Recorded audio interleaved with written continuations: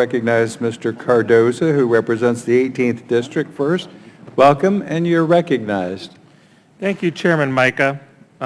Ranking Member Rahal, members of the committee, I'd like to thank you all for allowing me the opportunity to testify. I'd like to thank Ms. Richardson for her kind words.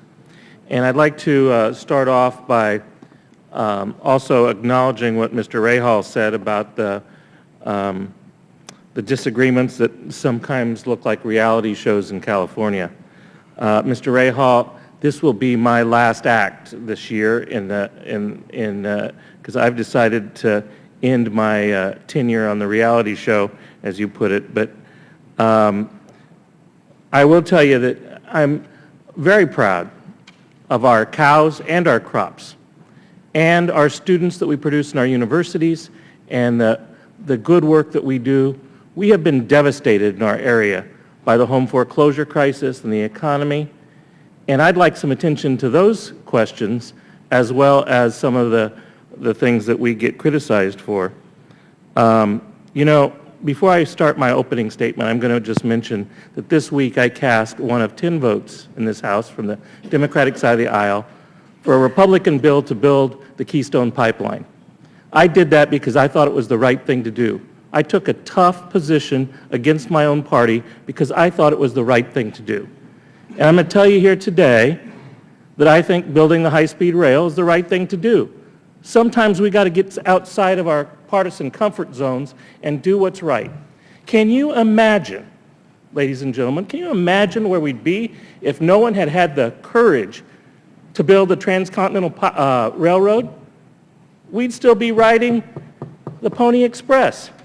This country is bigger and better than not having the vision to do what's right for the future. It's time to step up and do what's right. And I expect the members of this committee to do exactly what I feel like I did this week and taking on my own president on the pipeline, because we should be able to build things in America.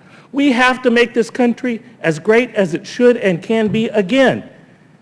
We built the water infrastructure in the state of California because we had a visionary governor who thought outside the box. He built universities, he built roads, and he built a water infrastructure that our state is still relying on. Ladies and gentlemen, California and our nation face challenges related to the economy and our quality of life. There's incredible congestion on California's highways and its airports, costing California's economy the 9th largest in the world. It used to be the 5th, over $14.5 billion each year. Travel on our interstate system is increasing at the rate of 5 times faster than the capacity it's being added. California, particularly the San Joaquin Valley, where my district is located, has some of the worst air quality in the nation. 1 in 6 children in Fresno have asthma. My wife's a family doctor. When she practiced in Merced, 40% of her practice had asthma. And exacerbating all these other problems are the challenges that are presented by our rapid growth. California is projected to add 20 million people by 2050, and the Central Valley is expected to more than double in size. You can't hardly get from my part of the Central Valley to the rest of the state.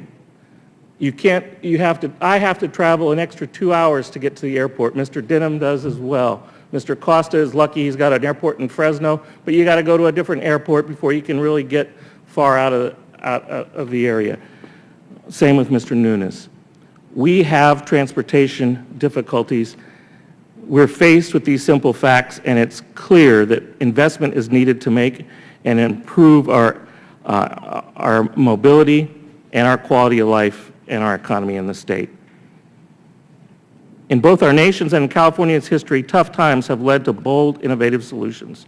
The opportunity presented by high-speed rail today is a continuation of the legacy of visionary leadership. From a practical standpoint, if we don't construct high-speed rail in order to meet our state's needs, we would need to build much more expensive highways. As it was said before, new airports, new runways, all of which require CEQA and NEPA permits. Ladies and gentlemen, my time has expired, and I've got about 4 more pages of testimony I'll submit to the record. I just ask you to think about what's right. Think about the vision and future of our country, and are we going to move forward or are we going to continue to tolerate the fact that our economy is languishing and we're not investing what we should be investing in America? I think it's time to quit building roads, as we've done today in Iraq and Afghanistan, and start investing in patrolling our streets and investing back in the United States of America. Thank the gentleman.